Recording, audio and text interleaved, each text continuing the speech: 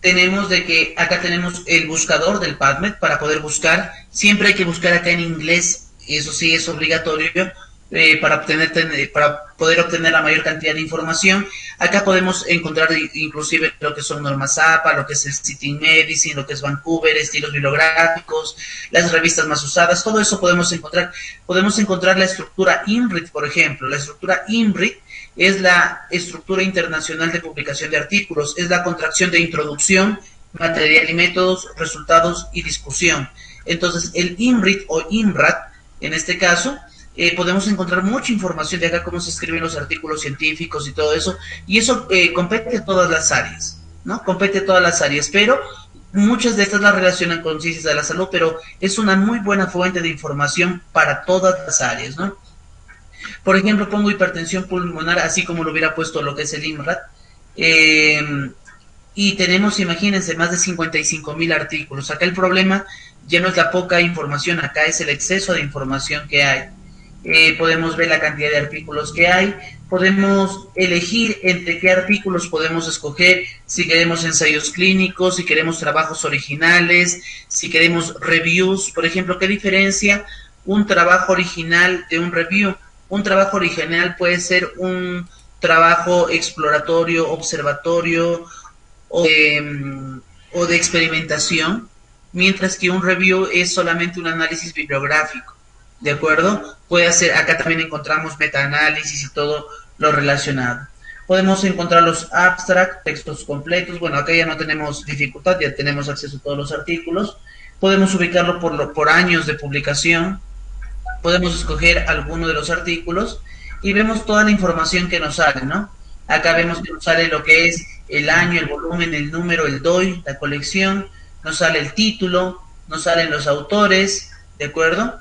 Y una de las versiones más importantes es que si hacemos clic ahí donde estaba, decía PubMed, y ponemos PMC, que es el PubMed Central. ¿Qué es el PubMed Central? Es el repositorio de artículos más grande que existe de manera gratuita. ¿Pero por qué es gratuito? Esto debido a que muchos de los estados o muchas de las instituciones financian estos proyectos grandes y todos estos artículos se quedan de acceso abierto. ¿De acuerdo? Acá hay libros y todo también lo relacionado, ¿no? Entramos a PMC, entramos, por ejemplo, a mayor cantidad de artículos, imagínense más de 100,000 artículos relacionados con el tema. La ventaja de esto es que también nos dan imágenes. ¿Cuál es la ventaja de las imágenes de los artículos científicos? Que eso nosotros lo podemos utilizar dentro de nuestras exposiciones, dentro de nuestras ponencias, para poder mejorar un gráfico o una exposición. Muy bien, por ejemplo, acá hemos entrado a un artículo, vemos que es del año 2017, febrero, vemos el número y el volumen, 114.5, el número de páginas, 73 y 84, ahí tenemos el DOI, está relacionado a lo que es educación médica, tenemos el título, tenemos los autores, y de repente se preguntarán, ¿no? ¿Qué será lo que dice 1 y 2? ¿Sí? Profesor o doctor con los números de arriba. Esos son las afiliaciones que uno tiene. Por ejemplo, si uno tiene una sola afiliación, le puede colocar uno y puede poner que pertenece a una universidad. Pero si usted coloca doble afiliación, significa que de repente pertenece a dos instituciones. Por ejemplo, trabaja en una universidad y en un hospital, o trabaja en una consultoría y en uno. Entonces, uno puede tener doble afiliación y lo puede mencionar tranquilamente en el artículo sin ningún conflicto de intereses, ¿no? El artículo, por ejemplo, acá la ventaja es que lo podemos descargar en varios formatos. Puede ser PubReader, PubBeta, que es para los lectores, en formato PDF y lo que es citación. ¿Cuál es la ventaja de lo que es citación? Por ejemplo, este es en PubBeta, miren, tenemos como para leerlo en una tablet, el artículo, ¿no? Acá tenemos el artículo en PDF.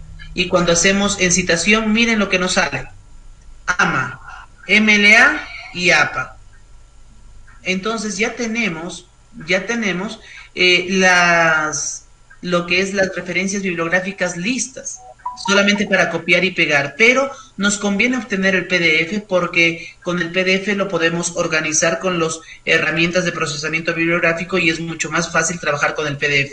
Esto es para alguna cita rápida, ¿no? Ah, ya encontré acá la información, encontré la imagen, sí, pongo la citación, pues copio y pego y ya está la cita completamente elaborada, no tengo que elaborar yo la cita.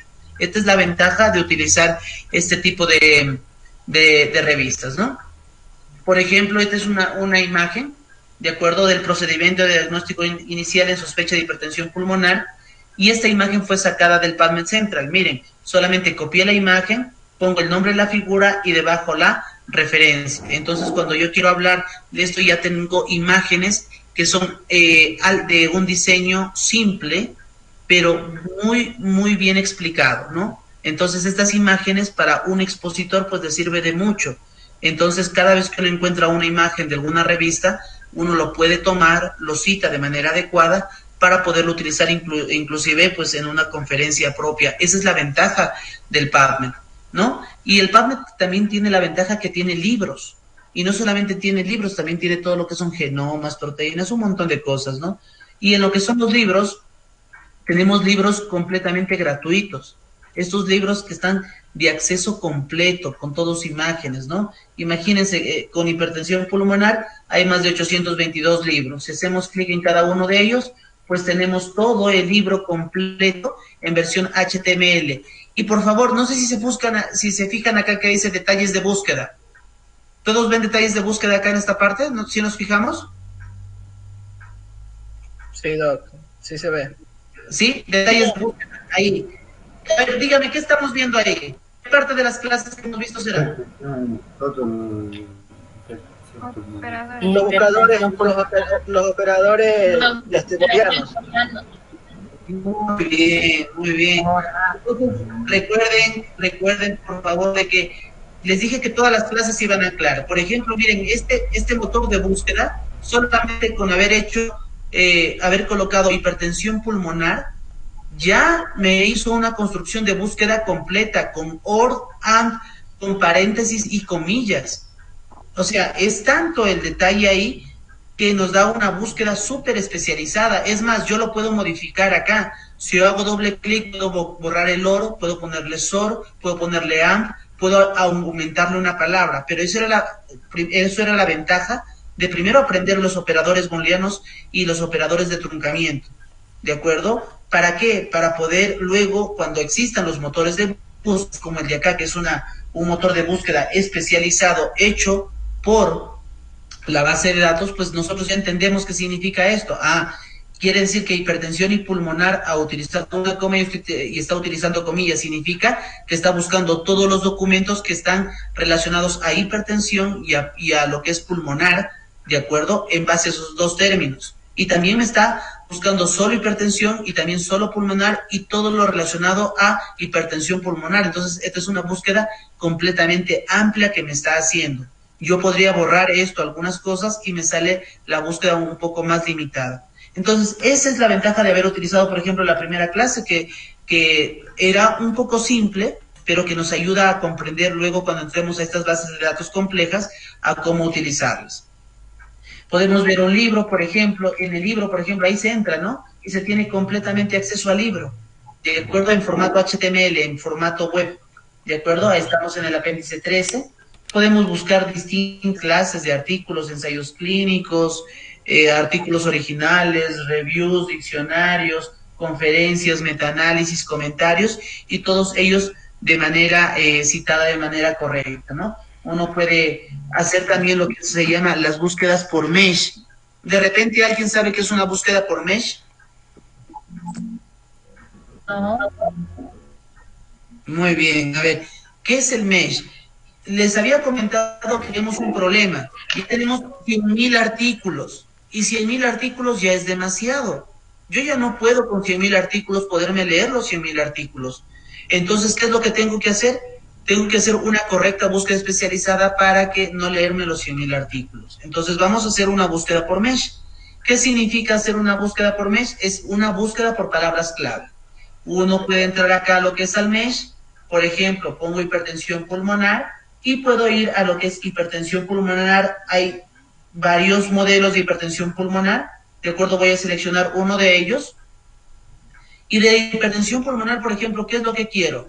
quiero las aplicaciones congénitas, quiero los análisis, quiero la parte epidemiológica, quiero la parte de metabolismo, la parte de farmacología. ¿Qué es lo que yo ahora quiero? Porque yo ya no quiero todo, yo quiero algo específico porque hay mucha información. Entonces buscamos algo específico. Yo voy a seleccionar la etiología, la farmacología y la fisiología. ¿De acuerdo? Y luego voy a añadir al constructor de búsqueda. Y cuando uno añade el constructor de búsqueda, miren lo que nos da. A ver, miren lo que nos da. Nuestras primeras clases, ¿sí? Operadores booleanos y búsqueda. Uso de comillas, uso de plural y uso de los operadores booleanos. Entonces, la búsqueda se convierte en mucho más específica. ¿De acuerdo? Y ahora sí vamos a buscar en PubMed. Y de lo que tenía 100.000 resultados, ¿ahora cuántos tengo? ¿Cuántos tendré ahora de los 100.000 resultados? 22. Muy bien, entonces, haciendo una búsqueda especializada con operadores, el problema, como les dije en un inicio, es que tenemos exceso de información. Ahora, ¿cómo lo filtramos? Utilizando operadores de búsqueda y constructores de búsqueda. De lo que teníamos más de 100.000 artículos, ahora tenemos 22.000, que es más o menos la quinta parte. Bueno, ya restringimos bastante.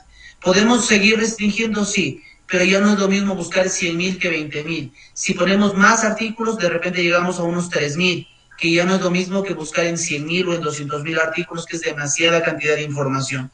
Entonces, para eso nos sirve la búsqueda por mesh o la búsqueda por palabras clave, ¿no? Entonces, podemos ver una cantidad de bases de datos tremenda. Podemos también, si ustedes gustan, se pueden registrar gratuitamente en muchas de las revistas y les van a dar acceso parcial o acceso total a las revistas. Por ejemplo, yo acá tengo mi acceso a lo que es el NSBI del NIH y me da el acceso a la información, ¿no? Entonces, acá, por ejemplo, de lo que les estaba mencionando del PubMed. Si ustedes gustan, por ejemplo, si alguno quiere buscar, y les he dicho que el PubMed no solamente tiene ciencias de la salud. Miren, vamos a entrar, les voy a compartir la pantalla. A ver, no, voy a compartir desde la pantalla de aplicación. ¿Sí ven mi pantalla? Sí. Ya, miren, por ejemplo, Central, le pongo PMC en el buscador nada más, PMC en el buscador. Ustedes si gustan pueden seguir intentando pues en sus máquinas. Yo doy clic en PMC y me sale esto. Yo quiero buscar no algo específico a ciencias médicas, yo quiero buscar algo relacionado a lo que son publicaciones científicas que nos interesan a todos. Podemos poner lo que es el INRA.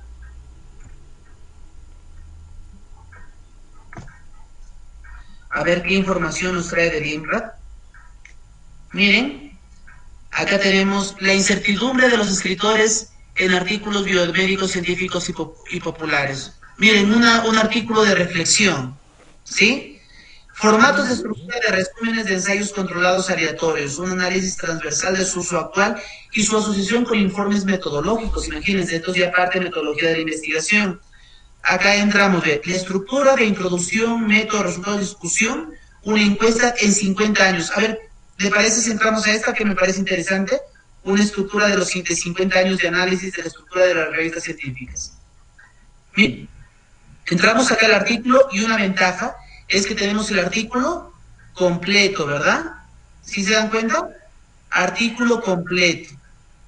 Pero vamos a leer qué información nos tiene, ya que estamos en metodología de investigación, pues veamos el artículo, a ver, discutamos. Dice, el artículo me dice, se llama la estructura de la introducción, método, resultados y discusión, que es la estructura INRAD o INRID, INRAD por el ANF de inglés o INRID en castellano, es una encuesta de 50 años, ¿sí?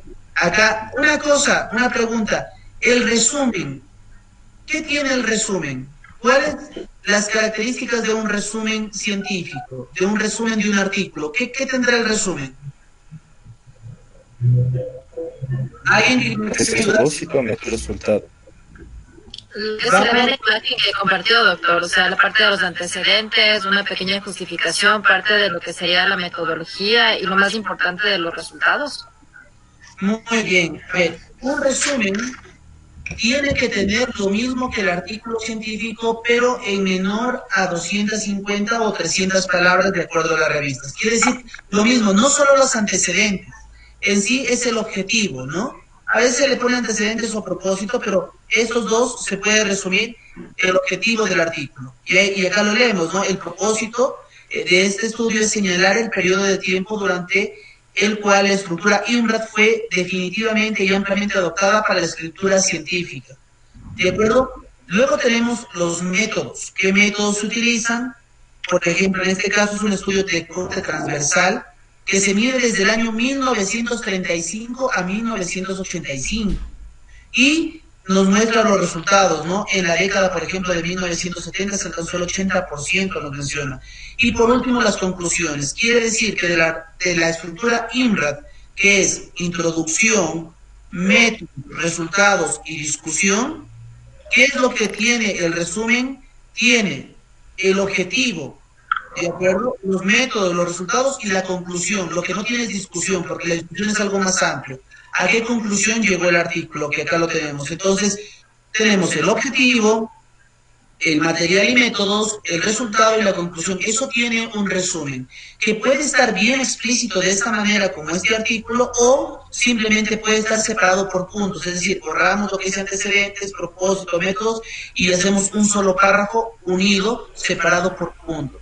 También es lo mismo, ¿no? Entonces, el resumen o abstract puede estar separado en estos 3 o 4 componentes o puede estar todos unidos. Y bueno, analicemos este artículo que a mí me pareció interesante ahorita que lo estoy leyendo y bueno, a ver, leámoslo juntos para ver qué pasó en estos últimos 50 años con la estructura de estos documentos, ¿no? Doc, una preguntita. ¿Sí? Bueno, yo también ya abrí la página, el... PMC. Sí, ya, abrí para buscar algunos artículos del aprendizaje emocional. Me salen todos, siempre lo que yo pongo en inglés, o sea, igualmente los artículos van a arrojar en inglés.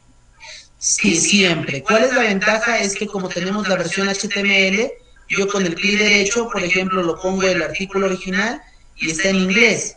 Pero la ventaja de estar en HTML, que es la versión en línea de las revistas, es que yo puedo dar clic derecho con el Google Chrome y puedo hacer traducir en español y tengo todos los documentos en castellano. Sino que hay que leerlo de manera adecuada porque hay veces que la traducción no es correcta. Entonces uno lo lee y dice, no, esto quiere decir esto, de repente es un error de traducción nada más. ¿De acuerdo? Esto es una traducción hecha por un software, no por una persona especialista. Entonces hay que darse cuenta si es que la traducción está bien hecha. Ok, muchísimas gracias, doctor. Miren, por ejemplo, acá tenemos este documento. Dice, proporción de la estructura INRAD en los artículos publicados en JAMA y en New England desde el año 1935 al 1985, habiendo un total de cerca de 1.300 revistas. Miren, en el año de 1935 ya se empezó a utilizar lo que es la estructura INRAD. Cuando llegó al tope máximo fue en el año de 1970 y 1980. De 1970 a 1980 casi el 100% de revistas empieza a optar la estructura INRAD. ¿De acuerdo? La estructura internacional de publicación INRAD, que asumida por muchas de las revistas, no tiene que ver con los estilos bibliográficos. Los estilos bibliográficos, Vancouver, ISO, AMA, APA, son estilos bibliográficos. Esto no tiene que ver con estilos, esto tiene que ver con estructura de redacción de artículos científicos. Y como ven, desde el año 1935 ya las revistas ya han utilizado esto. Podemos ver la otra imagen, dice, ¿no? Organización de los textos de artículos publicados en British Medical Journal, 1935 a 1985. ¿Cómo han ido cambiando? Miren, acá tenemos en la imagen de lo que son puntos, a ver, redondos, textos continuos, estructura INRAD. Por ejemplo, miren cómo la estructura INRAD ha ido creciendo y ganando a todas las otras estructuras, a los reportes de casos, a otras estructuras distintas, pero como INRAD ha ido ganando por su estructura tan metodológica y tan fácil para todas las publicaciones, se hizo tan común, tan internacional, que desde el año 1935 a 1980 llegó al máximo tope, ¿no? Esta estructura internacional de lo que es la estructura de una revista científica. Muy bien, por ejemplo, para eso sirve lo que es el PubMed Central, como les había mencionado. Lo pueden leer en PubReader, por ejemplo, el artículo, como les había mencionado, y miren, lo tienen para que ustedes lo puedan leer en sus tabletas. Lo traduzco al español y tranquilamente está para poder leer los documentos como si estuvieran en una tableta. No me gusta leerlo en tableta, lo puedo ver en formato PDF, porque el formato PDF es lo que nos interesa a nosotros, porque es lo que va a ser reconocido por los softwares de procesamiento bibliográfico. Muy bien, no quiero descargar el PDF porque realmente solamente tomé la imagen o una parte y lo quiero citar. Pongo en citación y miren, acá tengo formato AMA, MLA, APA, NLM. ¿Cuál es la ventaja de esto? Es que ya está puesta la referencia, simplemente la copio, la pego y la mando al PowerPoint, a la presentación o al documento. ¿De acuerdo? Pero si es que vamos a armar artículos o documentos de revisión o publicaciones que vamos a hacer, les recomiendo descargar el PDF. Si es que solamente lo van a utilizar como en la imagen que les presenté, donde estaba la imagen del PowerPoint con el título de la figura más la referencia, es suficiente hacer eso. ¿De acuerdo? Entonces, esa es la ventaja del PubMed Central. Miren, acá hay un montón de imágenes relacionadas. Miren acá, por ejemplo, tenemos los porcentajes de utilizo de lo que es el IMRAD, ¿no? De la estructura IMRAD. Por ejemplo, el abstract, qué porcentaje es el 3% del artículo, la introducción del 11%, los métodos, los resultados, la discusión. Miren, qué importante, el 69% de un artículo se basa en la discusión. Miren, qué imagen tan importante cuando uno quiere, por ejemplo, dictar una conferencia, ¿no? No sé si lo están viendo esta imagen, la imagen, creo que no la están viendo esa parte, ya les comparto en este momento. No le están viendo esta imagen del clic del artículo. La aplicación, acá. Miren. ¿Ahora sí lo están viendo? Sí. Miren. Esta es la imagen del artículo, ¿no? Porcentajes de uso de lo que es de la estructura IMRAD. Por ejemplo, el abstract es el 3%, la introducción es el 11%, los métodos el 8%, los resultados el 4% y el 69% es la discusión. O sea, imagínense, es un artículo del año 2019 donde nos menciona cómo va estructurado más o menos un artículo científico. Entonces yo puedo capturar esta imagen, ¿no? Puedo capturar esta imagen. A ver, voy a hacerles el ejemplo, ¿ya? Vamos a hacer el ejemplo. Voy a copiar la imagen, copio la imagen, lo voy a pegar en el PowerPoint para luego ponerles el ejemplo, ¿no? Está la imagen acá, ya lo voy a poner para hacerles el ejemplo completo. Debe estar el título, acá está el título. Otra pregunta, disculpe, por favor. Claro que sí. Disculpe, usted nos dice que si hay artículos de muchas asignaturas o materias. ¿Hay algo de derecho, tal vez? Sí hay acá en el PubMed sí hay de derecho, pero relacionado, como le digo, a ciencias de la salud. Sí vamos a encontrar, pero Perfecto. todo, de todas las áreas, pero relacionándole con ciencias de la vida. Una ventaja para perdón la interrupción, gracias. Listo. Miren acá, ya les voy a compartir cómo está quedando la imagen que saqué. ¿De acuerdo? Solamente el formato de imagen. Recorto la imagen un poco para que quede bien estructurado.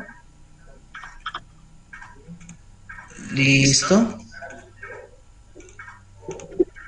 A ver, ya lo tengo acá y solamente le voy a agregar su referencia bibliográfica para que quede bien la presentación. Y me dicen qué tal quedó mi diapositiva, porque hay que también saber hacer diapositivas cuando ustedes quieran presentar resultados académicos, por si acaso. Eso sí es muy importante. Hay que saber manejar mucho lo que son las referencias bibliográficas para poder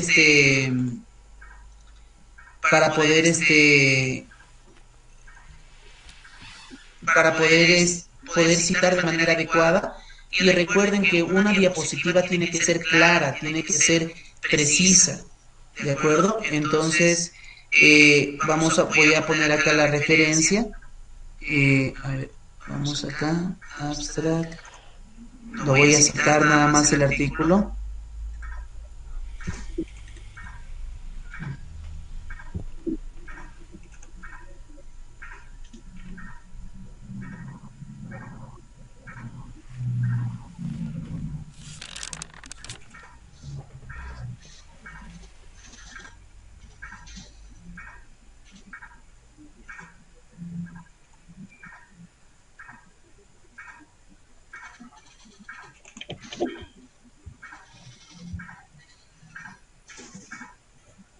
A ver, listo, y acá voy a citarles el artículo nada más. Doc, una preguntita. Claro que sí. Ahorita, bueno, viendo la imagen lo que nos va a explicar, y bueno, aquí lo que explica los porcentajes que tiene que tener cada parte de un artículo, pero esto es en relación a INRAD, ¿es así? O sea, es lo que ellos piden. Sí, bueno, es un porcentaje promedio, ¿no? Nunca en un artículo te dice exactamente tienes que tener el 11%, no. Te piden que tengan, cuando es muy extenso te dicen, no, tu introducción es muy larga, por favor reduzca la introducción de 3 páginas a 1 página, pero ellos ya te van pidiendo eso. Eso te van pidiendo.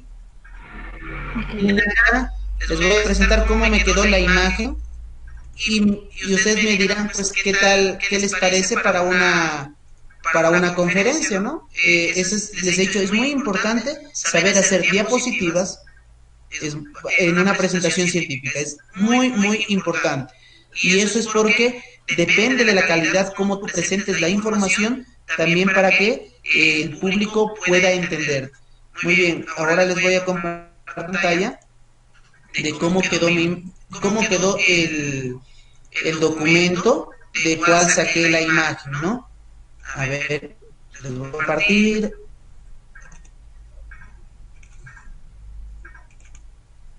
¿Listo? ¿Ven la imagen? Sí. Cuéntenme, ¿qué tal quedó? Dice, porcentajes de incertidumbre en cada parte de la estructura INRAD de los artículos de BMJ del año 2013. Es sacada de la revista Plus One del año 2019, en la cual podemos ver que la mayor parte de un artículo científico pues se basa en lo que es la discusión de un 69%, viendo que el enfoque de la introducción un 11%, los métodos un 8% y los resultados un 4%. Nos quiere decir que la mayor parte de un artículo, la parte más importante de un artículo es el análisis de sus resultados que se refleja en la que es la discusión, ¿no? Miren, ¿qué tal quedó la diapositiva? Yo considero que a la vista del espectador o de la persona que está participando, si es una conferencia, es muy saludable a la vista porque no está llenito de frases, de letras, sino más bien es atractiva a la vista y se puede atender, considero yo, ¿no? Exactamente, esa es la finalidad de una diapositiva. Recuerden que una diapositiva no está hecha para leer. Les comento que para un tiempo de unos 10 minutos, que a veces nos dan para algunas conferencias, de 20 minutos, no podemos tener más de 5 a 10 diapositivas. Solamente con este documento, con esta diapositiva, podríamos hablar toda la clase tranquilamente. Porque uno podría hablar acá de lo que es el abstract, de lo que es la introducción, método, resultado, discusión. Deberíamos analizar cada uno de ellos solamente con una imagen. Esa es la finalidad.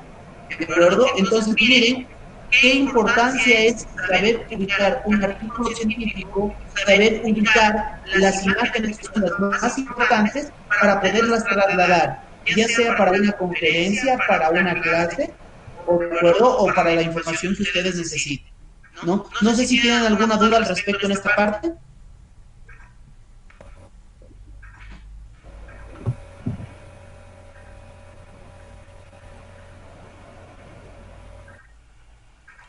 No sé si hay alguna duda de repente al respecto. Doctor, buenas noches.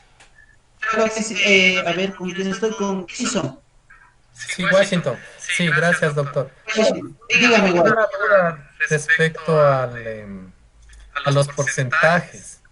Claro, Eh, Generalmente se da un peso fuerte al marco teórico. Entonces, ¿eso está como parte de la introducción? no. A ver, Washington, vamos a explicar. Tenemos que entender algo muy claro. ¿Qué es un marco teórico o qué es el estado del arte?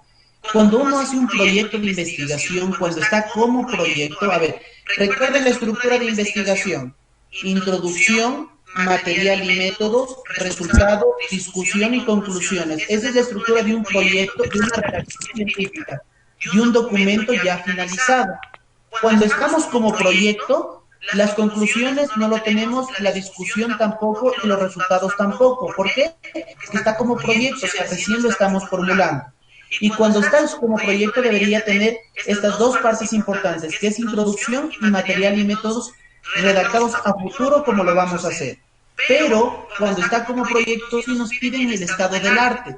¿Qué es el estado del arte? Es la búsqueda de toda esa información bibliográfica, ¿de acuerdo?, que está relacionada al tema. Y ese estado del arte se convierte en el marco teórico donde yo defino toda esa información, donde hago una búsqueda extensiva. Pero cuando todo esto ya se convierte en artículo científico, todo ese estado del arte se convierte en tan solo la introducción, es decir, en un documento de 4, 8, hasta 12 párrafos. O sea, toda esa revisión grande se convierte en algo tan pequeño, que es tan solo el 11%. Ahí estaría incluido el marco teórico en resumen, en esta introducción, y se considera el último párrafo como párrafo objetivo, porque ahí delimito lo que voy a hacer con este documento. El material y métodos queda de lo que estaba a futuro, ya queda redactado en pasado, luego quedan lo que son nuestros resultados, tal como hemos encontrado, y luego viene la discusión, que es la parte más importante. Entonces, el marco teórico es una parte muy importante, pero en un proyecto de investigación, ¿de acuerdo? Pero ya en un resultado, en un artículo para redacción, para publicación, ya llega a formar parte, en resumen, de lo que es la introducción, y eso es menos de una página o máximo 2 páginas. No sé si se resolvió tu pregunta, Washington. Sí, muy claro, doctor. Muchas gracias, muy amable. Listo, Washington. ¿De repente algún duda más? Doc, disculpe, ¿podría repetir las partes que contiene ya el artículo para ser publicado el resultado, por favor? Claro, es lo que está viendo acá en la imagen. Para el artículo la estructura es IMR, ¿sí? Introducción, material y métodos, resultados, discusión y conclusiones. Y en muchas revistas la discusión y las conclusiones están unidas y tan solo quedan 4 partes. En algunas revistas la pueden separar, la discusión de las conclusiones, y nos quedarían 5 partes. Eso es el detalle. Ok, muchas gracias. Muy bien, entonces a la conclusión que se llega es que la parte más extensa cuando se redacta ya un artículo científico es la discusión, porque esa es la parte más importante. Esa es la parte más importante, porque ahí se comparan nuestros resultados con los resultados de otros investigadores, que podemos estar a favor o en contra de los otros resultados. Muy bien, ¿alguna pregunta adicional al respecto de repente? Doctor, disculpe una pregunta. Buenas noches. Hay una parte que me perdí. No sé si me puede explicar nuevamente dónde obtuvo la parte de la referencia. Esa parte me perdí, nada más. Por favor, gracias. Ya. ¿Referencia? Muy bien. Voy a compartir la pantalla del Google Chrome.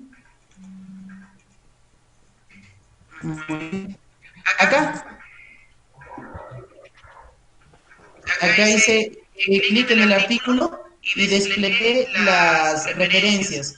Las referencias están hechas en AMA, que es de la Asociación Médica, MLA, APA y NLM. En cualquiera de ellas están las referencias. Sí, ¿en qué parte está? Pero puede cerrarle para ver en qué sección, por favor. Acá, justamente donde dice Plus One 2019, donde está el volumen y el año, puede hacer clic ahí y ahí me sale. O si es que estoy en la otra versión, me sale citación a la parte superior derecha. Ah, ya, perfecto. Listo, muy amable, gracias.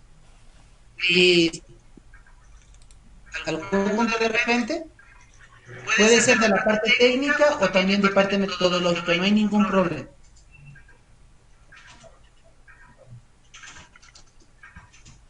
¿No? Entonces, consejo en esta parte y para qué utilizar nuestros artículos científicos, ubicar PDFs completos si es que vamos a armar documentos texto.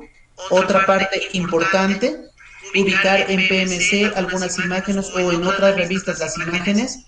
¿Para qué? Para que puedan ser utilizadas en algunas conferencias, ¿de acuerdo? Y poder utilizar esa información como información de respaldo de nuestros argumentos cuando queramos explicar algo. Y una diapositiva debe ser simple a la vista, debe ser fácil de explicar, y esa es la ventaja de las imágenes que nos da el PubMed. Son imágenes muy simples. ¿Y qué tiene que tener la diapositiva? Tiene que tener la imagen, la figura que estamos utilizando, su título y su referencia, ¿no? Para que sepan la información de dónde la estamos sacando. Eso es muy importante. O es más, por último, si gustan, también les pueden dejar el link en vez de la referencia o un superíndice también, no hay ningún problema. Pero siempre, cuando la información no nos pertenece, lo mejor que podemos hacer es citar al autor a quien pertenece la información y así vamos a dar mayor solidez a nuestros argumentos. ¿De acuerdo? Es el consejo que les puedo dar en esta parte de la clase. Muy bien. ¿Hay alguna pregunta adicional o si no para pasar ya al segundo tema del día de hoy?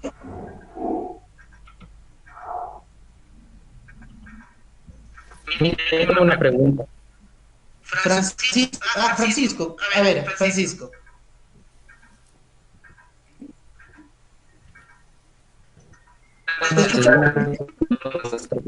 Las figuras, de los gráficos, de los cuadros que nosotros podemos usar. Si nosotros tomamos... Sí. Francisco, te escuchamos un poco entrecortado. Sí, me pueden corroborar. Sí, te escuchamos un poquito entrecortado.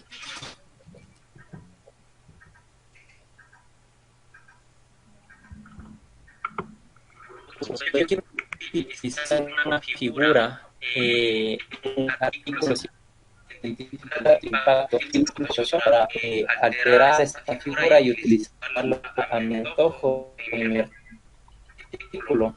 A diferencia de ese artículo que yo cogí la figura, ¿verdad? No existe ningún problema con eso. De derechos de autor. A ver, vamos por el detalle. Si vamos a coger, esta imagen es una imagen muy genérica, acá no están mostrando sus resultados. ¿Los podemos modificar? Claro, sí, que sí, con nuestros resultados, porque estas imágenes son imágenes genéricas. Pero, por ejemplo, si sacamos algún algoritmo publicado, y ese algoritmo no nos pertenece y lo vamos a modificar, tendríamos que citar tendríamos que ver dos aspectos, ¿no? Puede ser adaptado de, la palabra adaptado de acuerdo, si es que estamos utilizando de un algoritmo que no nos pertenece y lo estamos modificando, por ejemplo, del inglés al castellano y hacemos una ligera modificación, podemos colocar lo que dice, acá puedo colocar en la referencia adaptado de y les dejo el artículo, ¿de acuerdo? Porque yo no fui el creador de ese algoritmo. Ahora, si es que yo lo leo, lo interpreto y creo mi propia imagen, esa es otra cosa, es una creación propia. Entonces, Francisco, si se resolvió tu duda ahí.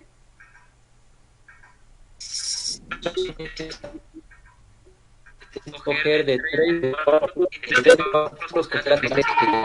lo que yo quiero y de esta manera lo coloco en mi artículo, pero yo tengo que referenciar abajo imágenes modificadas de tal autor. Que estás cogiendo, o sea, te digo, depende de la imagen, ¿no? O sea, si es que es un algoritmo complejo y tú estás tomando más del 70%, más del 60%, 70% de la imagen, debes de referenciarlo diciendo que lo adaptaste de la imagen. Pero si tú tan solo lo utilizaste como una referencia para que tú crees tu propia imagen y tú hagas con tus propios datos, no tienes por qué referenciarlo porque es tu propia creación. ¿De acuerdo? O sea, la imagen y el algoritmo, si tú respetas los derechos de autor, si es que tú vas a tomar los datos de esa imagen y de ese algoritmo. Si tú tomas la estructura o la imagen, lo haces con tus resultados, no tienes por qué estar haciendo eso. O si es que tomas una parte y otra parte modificas, tienes que dejar la parte adaptado de, ¿no? Esa es la consideración que se debería tener en cuenta.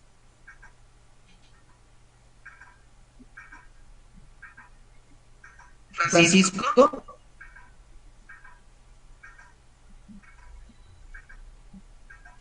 Francisco, no sé si se resolvió tu duda.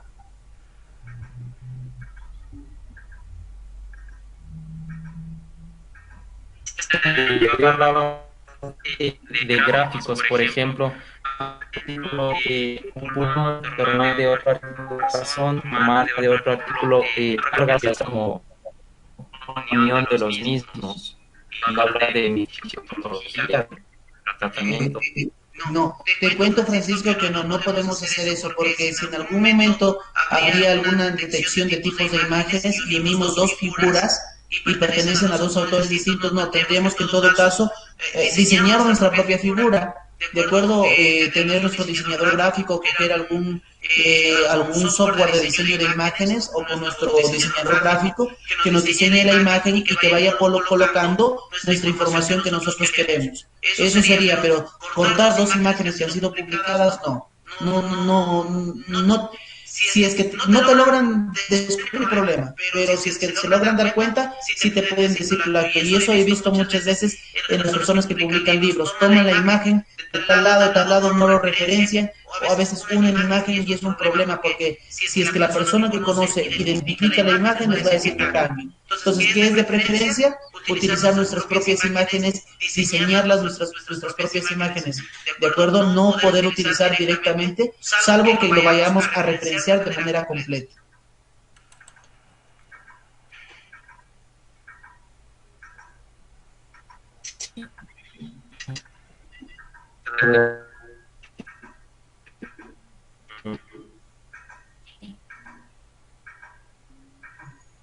Ya listo, Francisco, muy bien. Entonces, ¿hay alguna otra duda de repente? Washington. Una duda. Sí, gracias. Respecto, siguiendo el mismo tema de las figuras, ¿Ya? entonces, si la figura es resultado de mi propia investigación o es creación propia, en algún lado me dijeron que no debo poner o sea, nada, solo el nombre de la figura, como es creación mía, se supone que es del autor y no debo poner nada, o debo poner fuente propia como algunos investigadores nos aconsejan. No sé, doctor, ¿qué nos dice al respecto? A ver, si es que está dentro de nuestro artículo y está dentro de nuestra conferencia, no hay necesidad de citarlo. Pero si es que nosotros o lo van a utilizar otras personas, ellos tendrían que citarnos a nosotros. Si es que es una conferencia propia nuestra, no hay necesidad. Por ejemplo, si esta imagen fuera mía, yo no pongo la referencia. ¿Por qué? Porque la información es mía y la conferencia que estoy dando me pertenece, entonces no tengo por qué, o sea, se queda de manera implícita que esa información es mi información trabajada. Pero si es que yo voy a utilizar de repente la imagen de un artículo que ha sido publicado pero por mí hace tiempo, ahí sí lo tengo que citar, independientemente de que lo haya citado o que sea mío el artículo. Por ejemplo, si esta imagen pertenece a uno de mis artículos que yo he publicado, lo debo de citar, porque no es que lo creé esta imagen para esta clase, es una imagen tomada de un artículo científico publicado por mí en otra revista. Entonces, si la imagen te pertenece, lo puedes tener referenciada si es que lo has hecho para esta presentación. Pero si tú has publicado dentro de algún artículo, lo tomas como si fuera una imagen de una revista que se tiene que citar. Gracias, doctor. Muy amable. Muchas gracias. Listo, Washington. ¿Alguna pregunta adicional?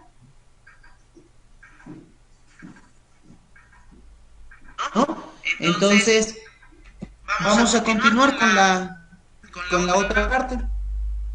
Vamos a hacer, son métricas de calidad científica.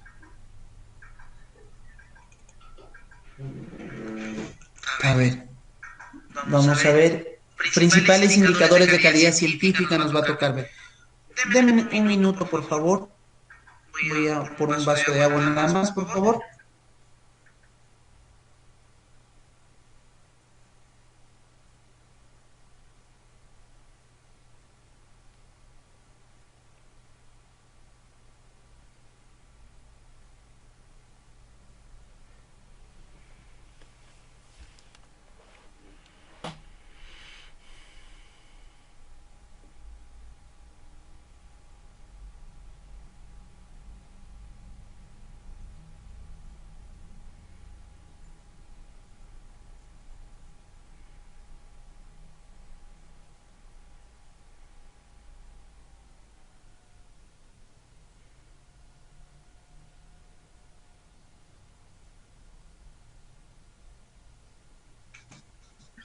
Muy bien, ahora sí vamos a ver lo que son las métricas científicas, las métricas de calidad. Ahora sí vamos a ver esta parte. Entonces, ¿qué será una métrica de calidad? Miren ahí. Son una serie de criterios para evaluar las publicaciones científicas. Y estas se pueden aplicar a artículos, a revistas, a autores, a instituciones, a países, a áreas temáticas. Claro que no todos los indicadores valen para todo. Les quisiera hacer una pregunta. ¿Alguien ha utilizado alguna métrica de calidad o alguien ha querido comparar la calidad entre artículos, entre países, entre revistas, entre autores? ¿Qué criterios de calidad se toman en ciencia para decir este es de mejor calidad que otro? ¿De repente alguien?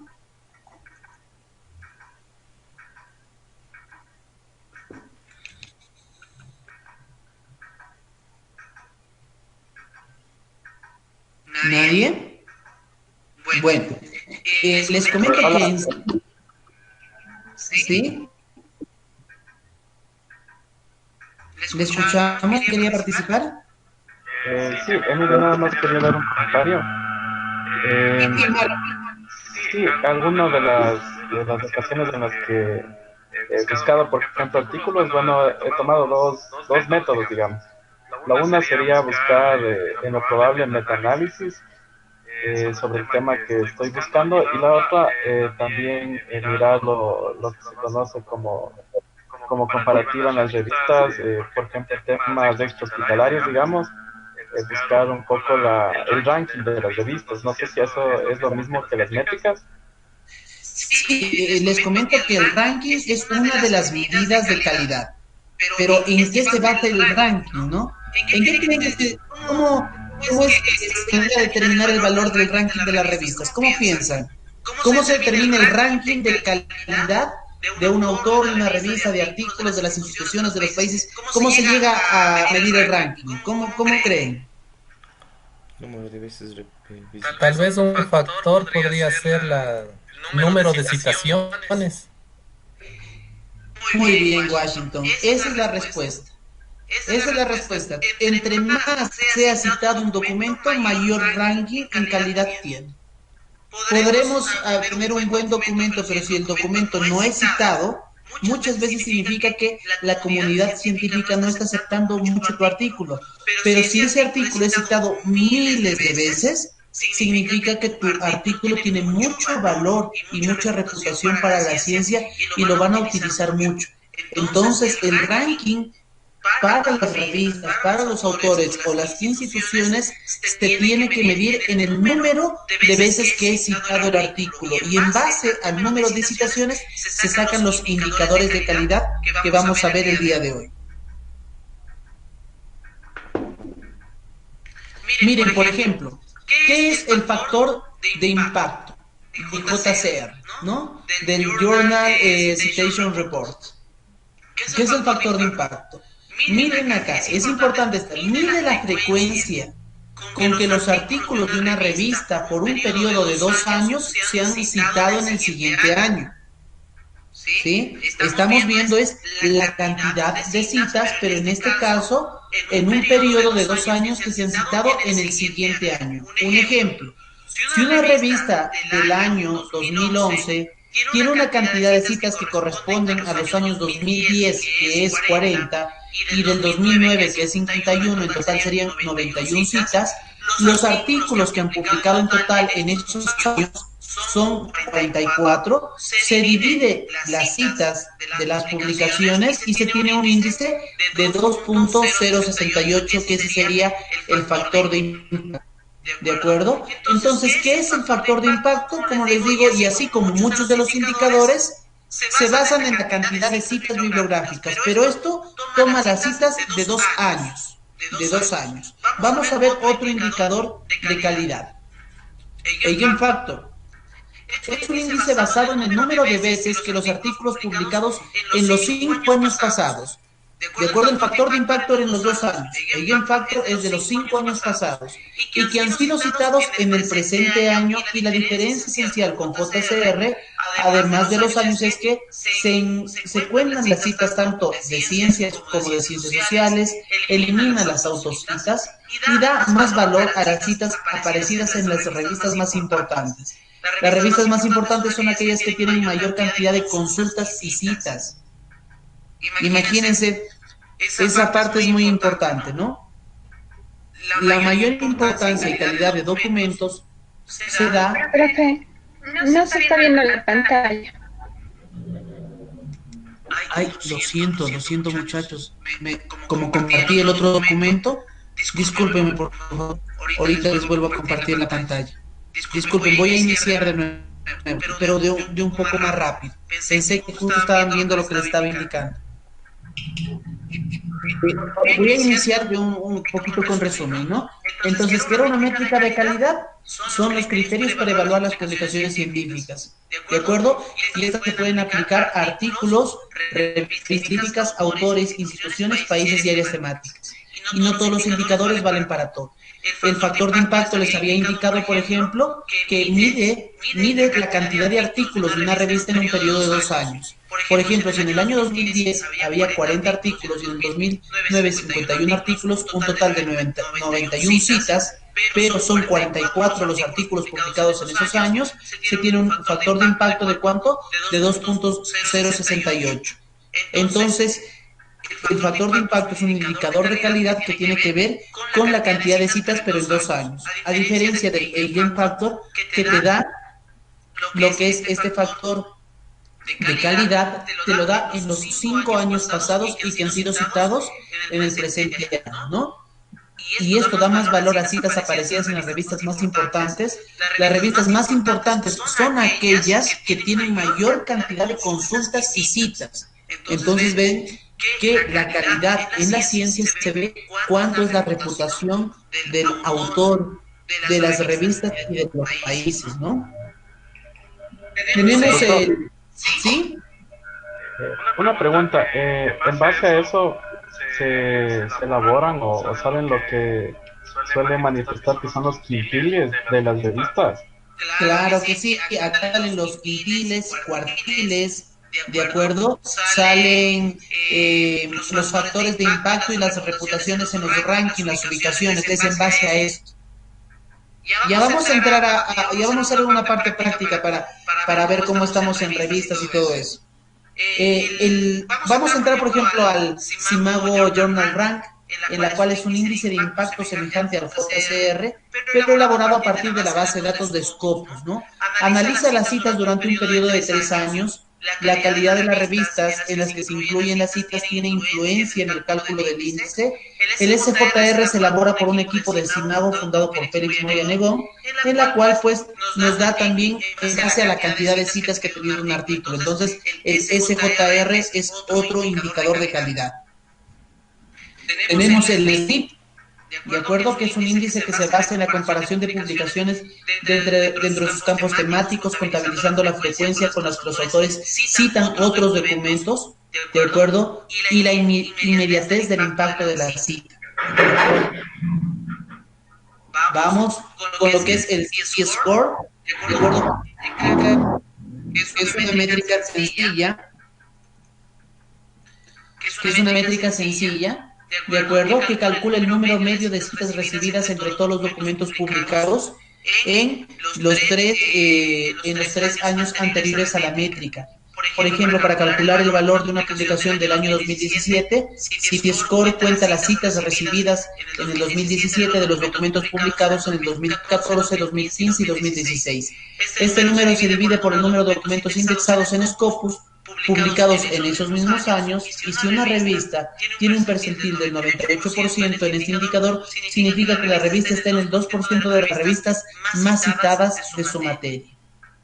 ¿De acuerdo? Imagínense en base a lo que es las citas. Vamos con el Article Influence Score, que es un índice que depende de Eigenfactor, mide la influencia de los artículos de una revista en los 5 años siguientes de su publicación y se obtiene dividiendo el Eigenfactor entre la cantidad de artículos publicados. Entonces, lo que nos estamos dando cuenta con todas estas métricas de calidad, que todas tienen que ver en cuánto es referenciado un artículo, así de simple. Algunos toman 2 años, otros 5 años, otros desde la publicación, otros los años anteriores, ¿de acuerdo? Eso es la calidad científica. Otro de los indicadores es el índice de inmediatez, ¿de acuerdo? Que mide el número de artículos publicados en un año y citados en el mismo año. Se pueden analizar con Scopus, con el Scholar, y se aplica para las revistas científicas.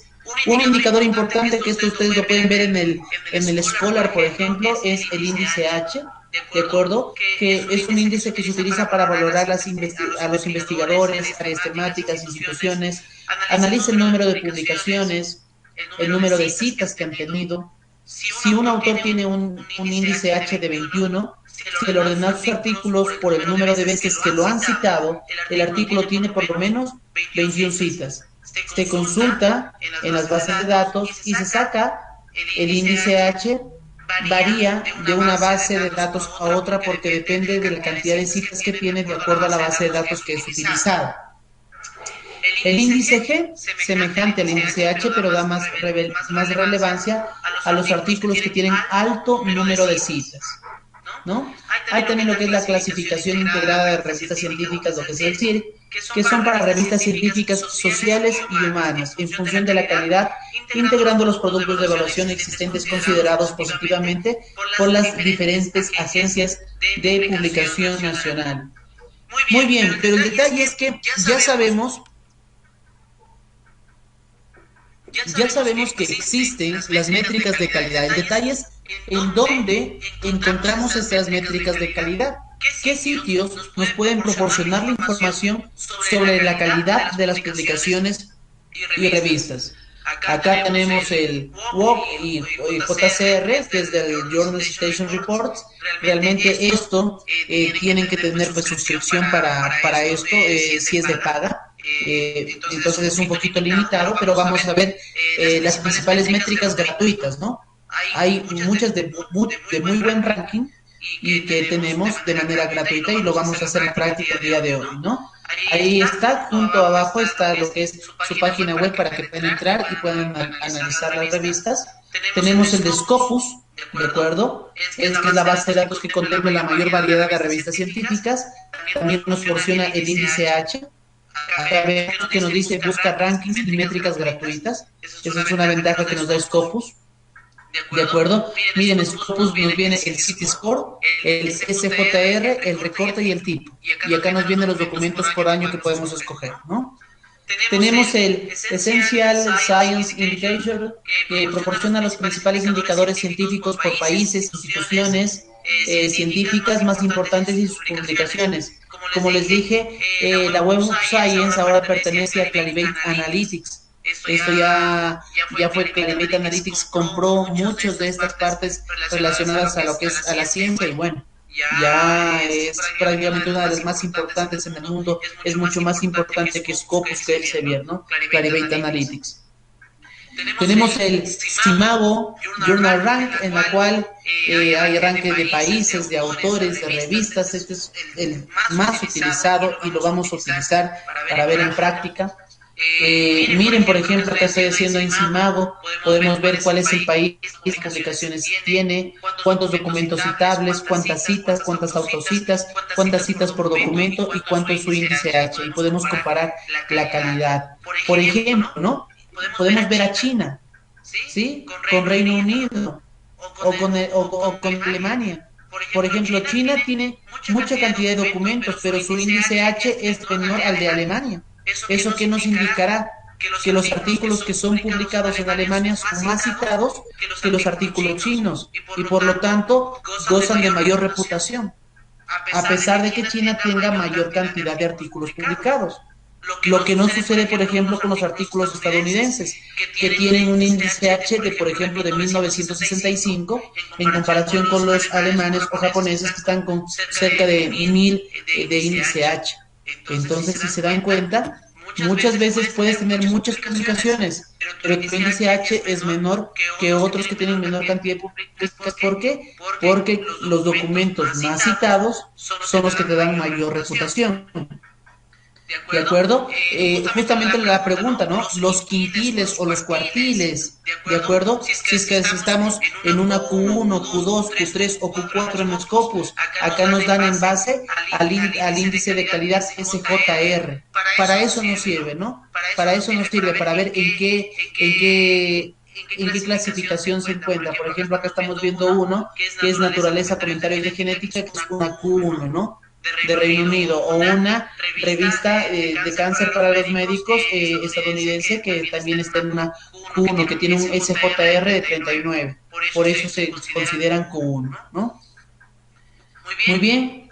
Podemos también encontrar lo que es en el DICE, que es la difusión y calidad editorial de las revistas españolas de humanidades, ciencias sociales y ciencias jurídicas. ¿De acuerdo? Acá pueden entrar, en la parte inferior siempre va a estar la página web para que ustedes puedan acceder, ¿de acuerdo? El DICE tiene como objetivo facilitar el conocimiento y la consulta de características editoriales e indicadores indirectos de la calidad de las revistas españolas de humanidades y de ciencias sociales. También tenemos lo que es el RESH, que aporta los resultados de análisis de las revistas españolas en ciencias sociales y ciencias humanas. Tenemos el índice de impacto de las revistas españolas de ciencias sociales, que analiza el impacto y la calidad, y vemos que tiene sus propias métricas de calidad científica. ¿De acuerdo? Tenemos el INREC, que es el índice de impacto de revistas españolas, pero de ciencias jurídicas, pero están relacionando el índice H de las revistas científicas españolas según el Google Scholar Metrics. ¿De acuerdo? Entonces está utilizando las métricas del Scholar. Tenemos Latindex para las revistas regionales de información de América Latina, el Caribe, España y Portugal. Tiene sus propios índices. Vamos acá, miren acá en la parte inferior media, dice índices y gráficas, de acuerdo al número de publicaciones. Eigenfactor. Algo muy interesante de Eigenfactor es que es un sistema que ofrece índices de la influencia de los artículos sobre otras áreas de la ciencia. Por ejemplo, miren, la neurociencia tiene influencia de áreas de psicología, de educación, de psiquiatría, de agricultura, que se relaciona también con partes de ciencias económicas, de derecho. O sea, nos da una imagen del mundo y de cómo respecto a un tema se relacionan las otras áreas de la ciencia, y te puede dar unos mapas muy buenos, ¿no? Cuando uno quiere explicar, hoy para este artículo hay influencia de muchas áreas. Entonces, Eigenfactor te da un mapeo de la ciencia muy bueno.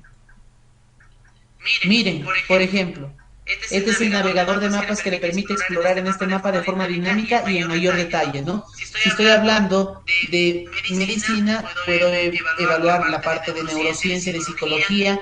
Si hablo de economía, cómo la economía influye en las ciencias políticas, en la geografía, en las ciencias sociales, cómo es que la física está influenciada por las matemáticas, por las geociencias, por la astronomía. Es decir, nos da un mapa de la ciencia. Es bastante la interacción de forma dinámica de la ciencia. Es muy interesante este factor de impacto. Y algo muy importante, ¿no?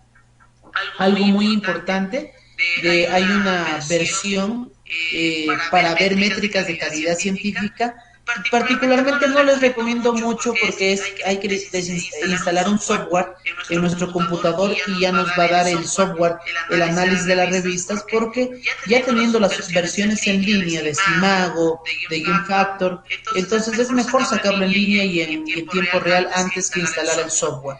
Pero bueno, ahí está el software que me parece súper interesante, les voy a dejar ahí, que se llama Publish o Perish.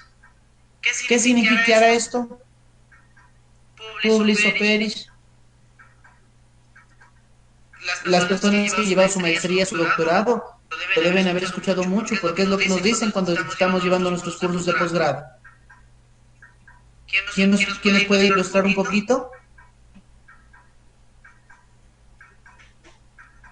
Publish o Perish es publica o perece, ¿no? Publica o perece.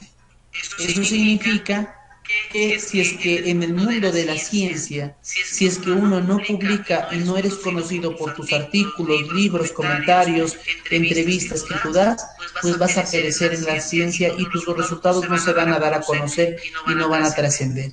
Eso significa. Por eso, si es que tú eres un científico, un docente que se dedica a la parte de investigación, tienes que publicar. Publicar artículos, publicar revistas, reviews, publicar... eso te da mucha reputación en ciencia. ¿De acuerdo? Muy bien.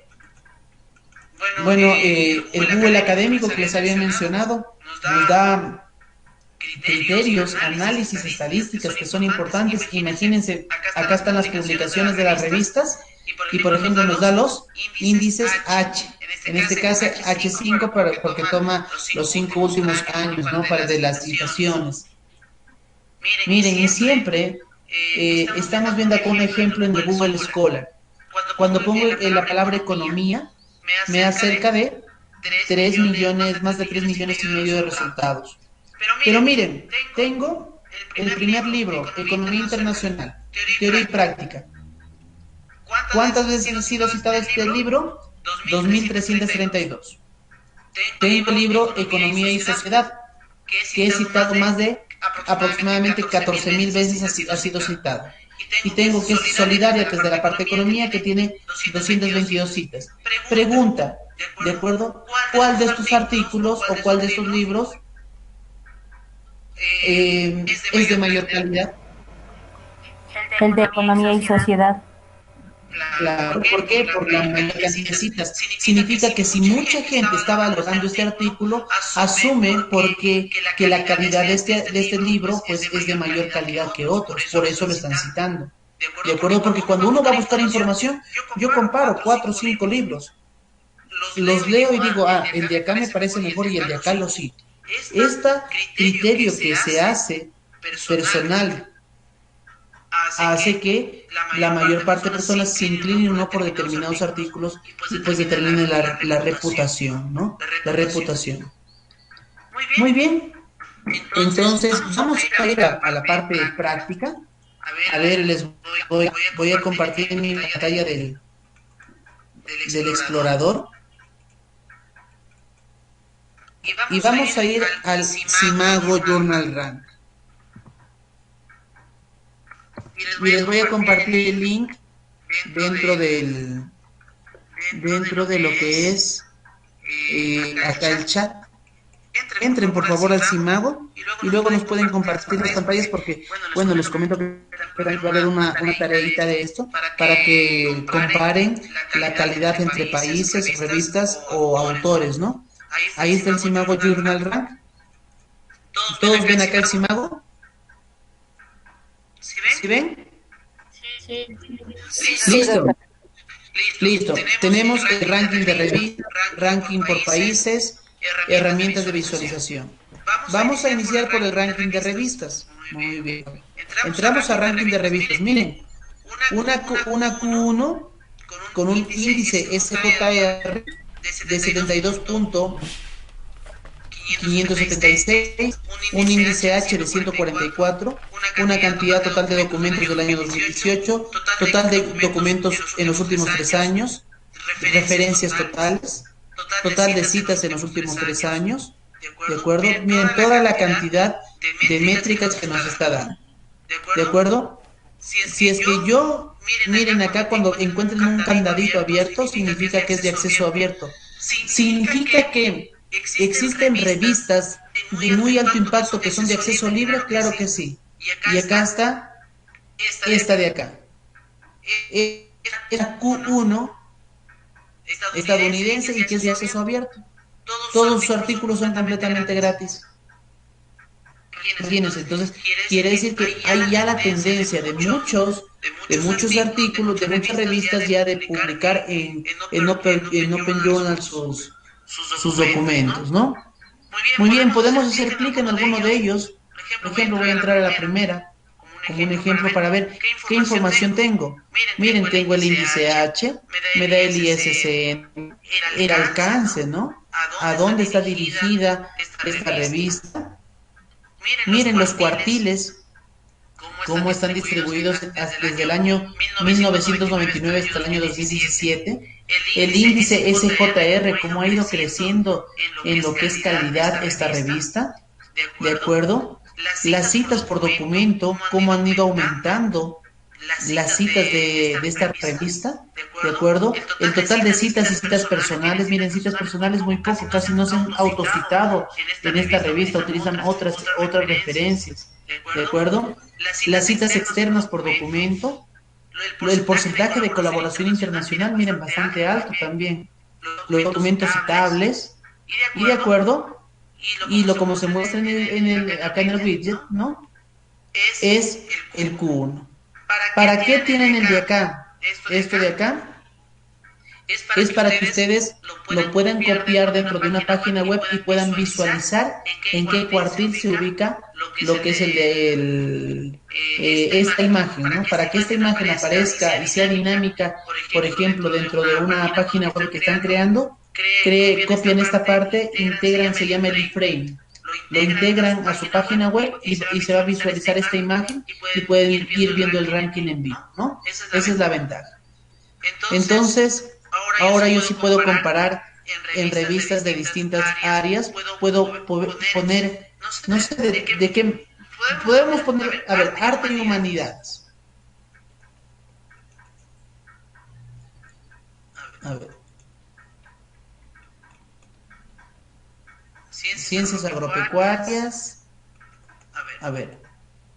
Arte y humanidades, miren ahí. En arte y humanidades la mayor cantidad de revistas de alto impacto, Q1 son estadounidenses, de acuerdo, inglesas, hay de Alemania, de acuerdo, las Q1 principales, ¿no? En esas áreas. Es más, acá esto les puede ayudar a ustedes decidir en qué revista quieren publicar. Cuando ustedes no, mira, me gusta la de antropología cultural. ¿Por qué? Porque no me va a costar publicar acá porque es de acceso abierto. Y es una Q de Scopus. Yo hago clic en esta, acá en la información, ¿de acuerdo? Y acá nos tiene que dar también la página web. Acá nos da la página web para podernos ubicar y vamos a poder ingresar a la revista, ¿no? Acá está el área temática y nos puede dar el área. Podemos ir a la página de la revista y en la página de la revista está la información para autores y ahí nos dice cómo tenemos que armar nuestro artículo, preparar nuestro artículo para poderles enviar de acuerdo a sus normas de la revista a la cual estamos mandando, ¿no? Muy bien, hay todas las materias y categorías, por ejemplo, hay arqueología, arte, historia, lengua, literatura, música, estudios religiosos, literatura, o sea, acá están todas las áreas, ¿de acuerdo? Está por las regiones, ¿sí? África, bueno, pongamos América Latina ya que es nuestra idea, a ver cuántas de arte y humanidades tenemos. Por ejemplo, Chile tiene cuartil 1, miren, en arte y humanidades. Son Q1 en Scopus y son de acceso abierto. Entonces están súper bien. Tenemos una cuartil 2, también una brasileña. Las revistas chilenas están con muy buen ranking, igual que las revistas mexicanas. ¿De acuerdo? Muy bien. ¿De todos los tipos? Sí, porque puedes escoger entre revistas, entre libros, entre conferencias, entre actas, ¿no? Yo cojo y también puedes coger acá entre los años. Muy bien. Ahí tú puedes comparar la calidad de revistas por cuartiles. Ahora, tú también lo puedes hacer por países. Por ejemplo, miren acá en países. Acá en países tenemos quien ocupa el primer lugar, Estados Unidos. Con más de, a ver cuántas publicaciones, más de 10, aproximadamente 11 millones de artículos. Un índice H pues de 2.222, bastante alto su índice H.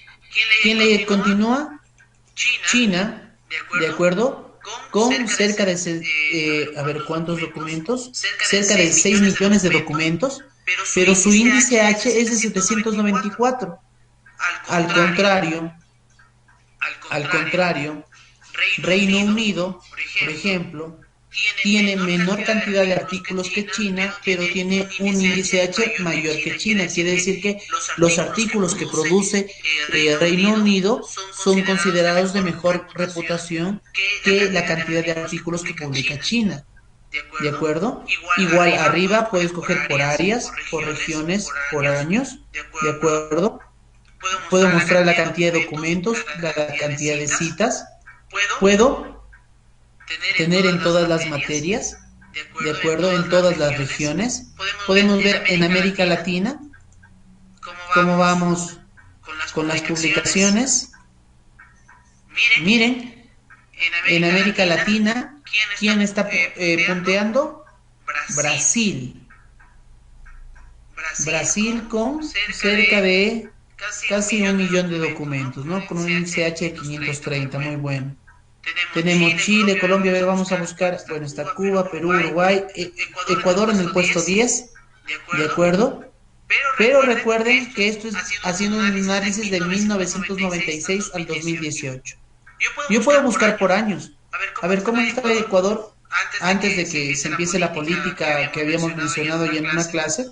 En el año 2012, si nosotros vemos, Ecuador estaba en el puesto número 12. Y si le buscamos en el año 2018, vemos que Ecuador ahorita se ubica en el puesto número 6.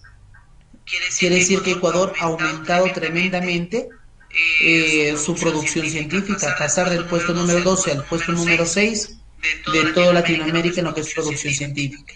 Acá está todo lo que es la cuestión de métricas de calidad, y acá también tenemos lo que son descargar datos. Si ustedes se descargan los datos, se van a descargar en un formato de Word, y ahí se van a descargar todo lo que es la información que se encuentra acá, pero en Word, y ustedes lo pueden visualizar. Existen herramientas de visualización, por ejemplo, Forma de la Ciencia, de Shepherd Science. Es un proyecto de visualización de la información cuyo objetivo es revelar la estructura de la ciencia, ¿no? Acá nos dice que está abierto, si gusta pues se puede entrar acá y vamos a ver qué nos arroja esta información. Les comento que hay mucha información que es nueva, ¿no? Miren cómo está esta información, ¿no?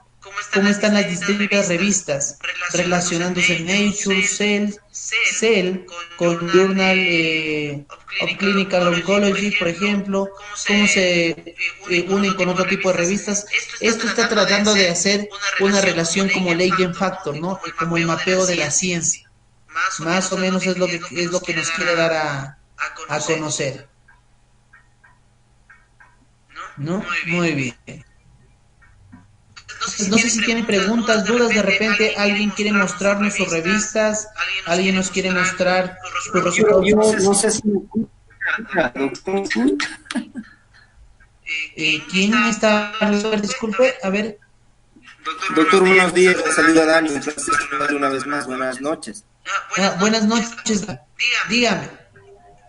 Le quería hacer una consulta. Yo puedo ocupar el Chicago también para encontrar la cantidad de revistas que están, por ejemplo, en Ecuador y verificar si estas son de publicación abierta. Por ejemplo, hay una que en mi Andes se llama Episteme.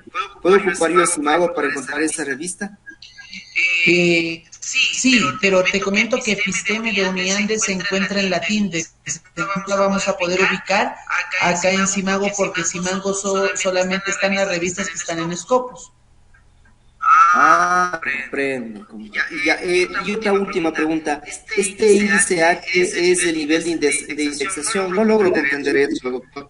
¿Para qué es el índice H? Disculpe. Ya le voy a poner, le voy a compartir la pantalla. Le voy a compartir la pantalla en este momento para explicar un poquito más lo que es. Estábamos hablando que las métricas de calidad están relacionadas principalmente a las citaciones.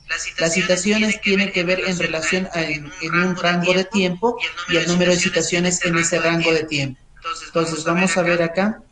A ver, voy a compartir la pantalla de métricas de calidad.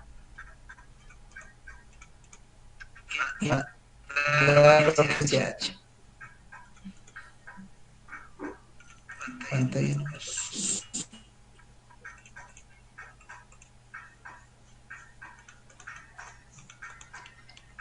A ver. Sí.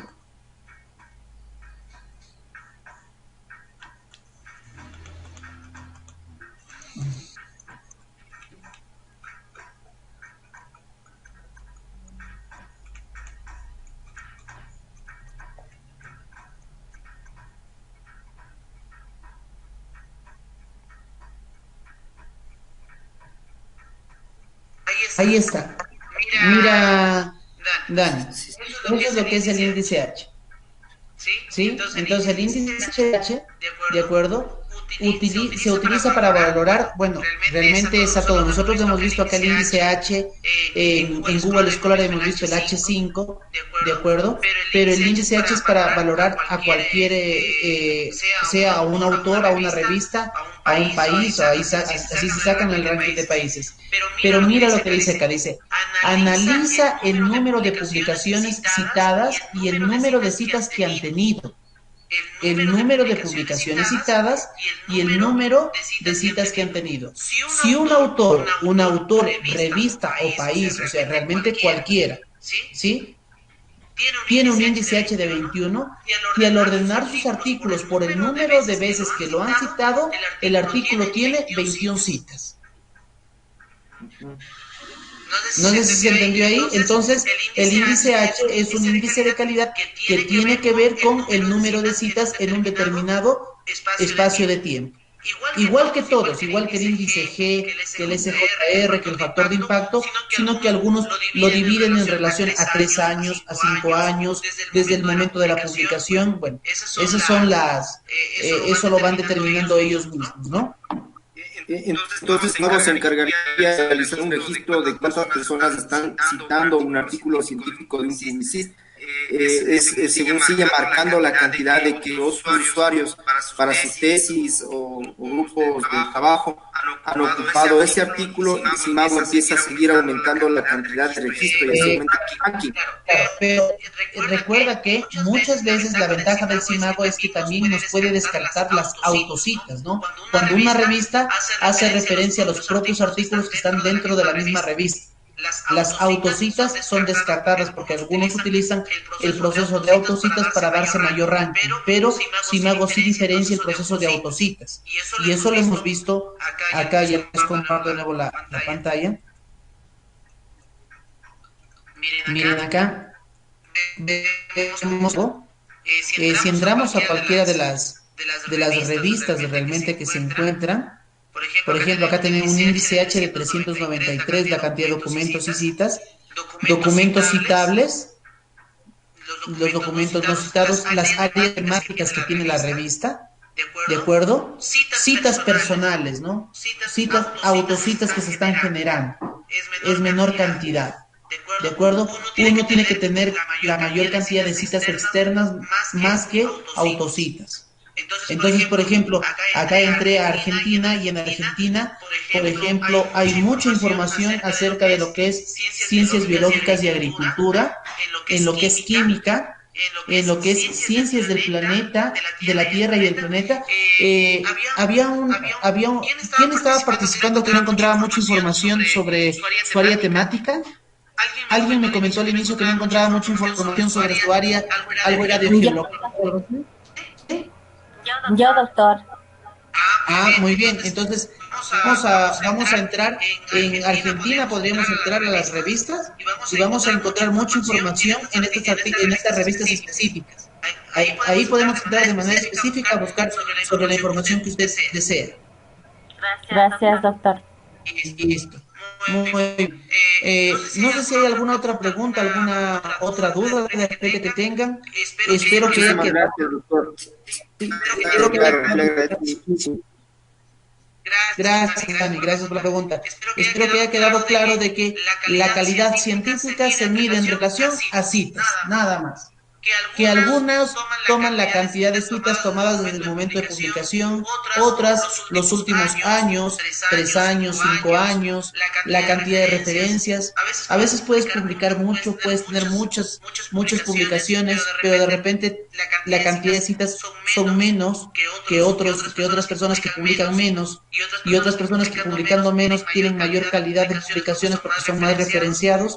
Eso lo podemos comparar. Así podemos comparar autores, revistas, países, y podemos opinar acerca del ranking mundial, acerca de la calidad de la producción científica, ¿no? Hoy hemos hablado también un poco de lo que fue el PubMed. En clases anteriores ya hablamos de los distintos journals que existen, de las distintas bases de datos. Están disponibles, ahora es cuestión de que ustedes empiecen a utilizarlos. Entonces, nos quedan 15 minutos. De repente ustedes quieren que alarguemos un poco más, ampliemos un poco más el tema, ¿de acuerdo? Quedo a su disposición si es que alguien tiene alguna duda, porque hasta esta parte es lo programado para la clase de hoy. Ya la próxima semana sí les quiero pedir de favor. La próxima semana ya vamos a utilizar lo que son los softwares de procesamiento bibliográfico. Por tal motivo, como vamos a instalar lo que es el software de procesamiento bibliográfico en sus máquinas, traten de tener el Word del año, por lo menos del 2016, o el Office 365 del año. Sus máquinas, si es que no las han formateado o no han actualizado a las últimas versiones de Windows, háganlas, porque la tecnología y la compatibilidad de los softwares tiene que ver también con las computadoras. Si es que a veces están con una computadora que tiene una versión antigua del Windows, cuando se instale el software de procesamiento bibliográfico va a demorar, o no se va a poder instalar por completo, o no se va a poder anclar por completo. Entonces, la próxima clase es una clase netamente práctica. Vamos a encontrar el software, lo vamos a descargar, lo vamos a instalar, nos vamos a crear nuestros IDE, así que vamos a hacer mucha información con eso. Por eso les pido de favor que en esta parte tecnológica tengan sus máquinas con las últimas actualizaciones, por lo menos Word 2016 o Word 2013. Con el 2013 también funciona, pero no versiones anteriores. Si ya tienen un Word 2010, posiblemente no vaya a funcionar, y es problema de compatibilidad. Siempre como investigadores y como docentes tenemos que tratar de tener siempre nuestros sistemas actualizados si es que queremos utilizar estas herramientas informáticas. Yo quería pedirle si en estos últimos minutos podemos hacer rápidamente la copia de una imagen de un artículo, así rapidito, para recordar cómo lo hizo. La copia de... Sí. ¿Para ver una diapositiva? Sí, por favor. Claro que sí. Es más, si ustedes gustan, bueno, yo también en las partes de las conferencias que doy, hacemos también los cursos de que es de docencia superior, ¿no? Y calidad educativa. Si es que ustedes gustan, yo les puedo, en este tiempo, les puedo dar una pequeña conferencia de 10 minutos de lo que son presentaciones eficaces, en este caso enfocado a lo que es ciencia. Si ustedes gustan, con gusto lo hago. No está dentro de nuestro temario, pero para mí sería un placer. Muchas gracias. Entonces, vamos a hacer presentaciones eficaces, que es un curso netamente para docencia, pero es muy importante para los investigadores. Así que con gusto lo vamos a presentar.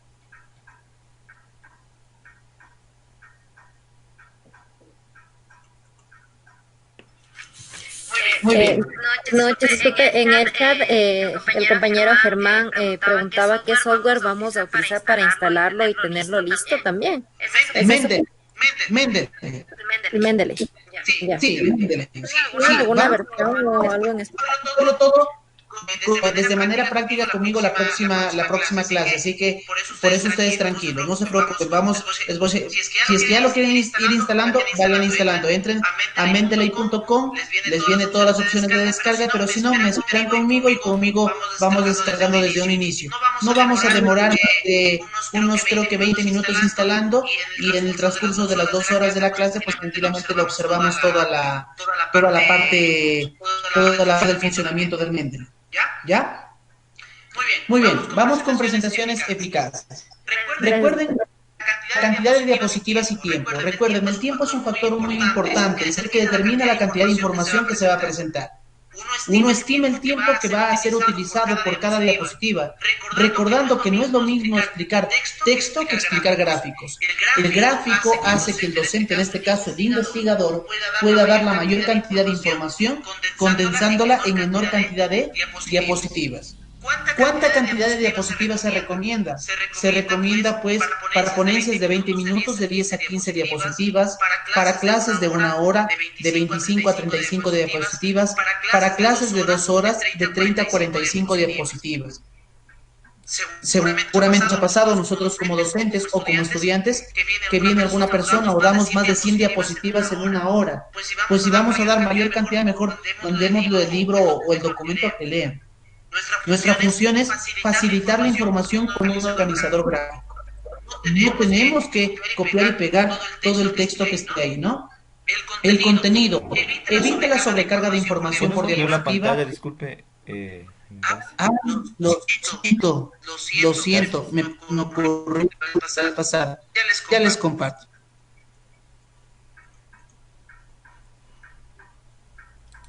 Gracias. Sí, disculpen, a veces por estar compartiendo varias pantallas me olvido de volver a compartir. Denme un momento, por favor, que cae el...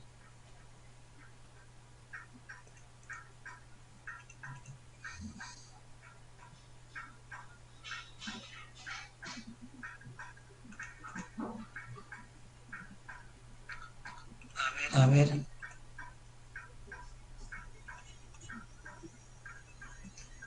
Esperen un momento, parece que se congeló mi pantalla. Como tenía demasiadas ventanas abiertas, ahorita que salgo de la pantalla número 2 se me salió. Les comento particularmente, y cuando algunos quieran dar alguna conferencia en línea, tengan 2 pantallas, compartan la información para que toda la información la encuentren disponible, ¿no? Eso es un consejo que les doy cuando ustedes quieran dictar sus conferencias, sus clases en línea. Es bueno tener el computador con una pantalla adicional para poder repartir en ambas pantallas toda la información que uno quiere dar. Denme un momento, voy a cerrar todo, voy a volver a ingresar ya porque se me colgó la página. Voy a salir y voy a volver a ingresar. Un minuto, por favor.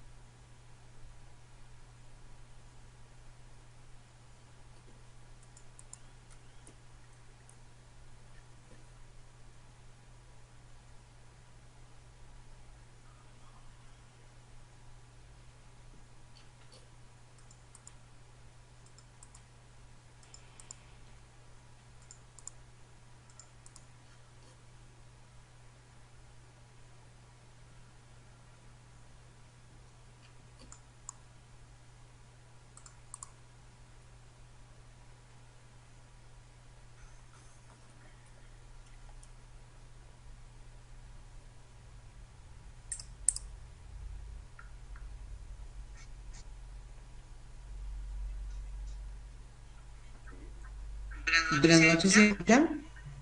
Sí, perfectamente. Sí, tengo que salir porque se me colgó la máquina, lo siento. Ahora sí, les voy a transmitir la pantalla número 2.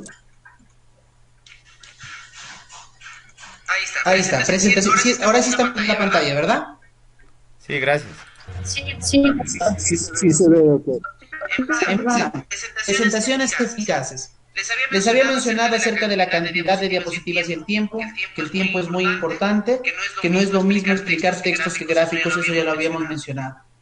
¿Cuánto es la cantidad que se recomiendan para ponencias de 20 minutos, de 10 a 15 diapositivas, para clases de 1 hora, 25 a 35, para clases de 2 horas, de 35 a 45?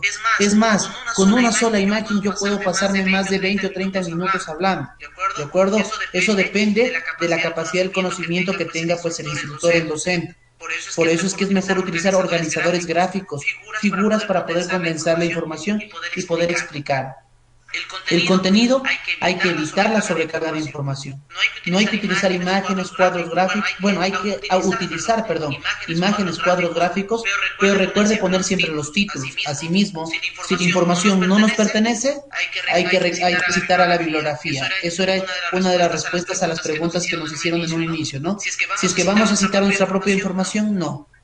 Pero si es que no nos pertenece la información, sí hay que citar. Recuerde que el ponente es usted, no la diapositiva. Que lo vienen a escuchar a usted, no lo vienen a ver cómo lee.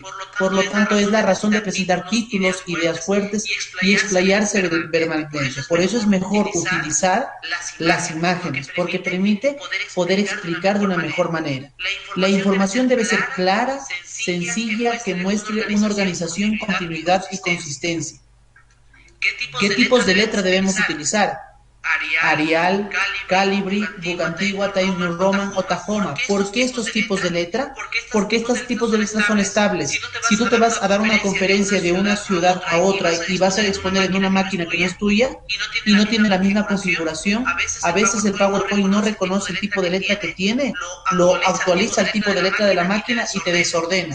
Se cambian los espacios, se cambia el tamaño.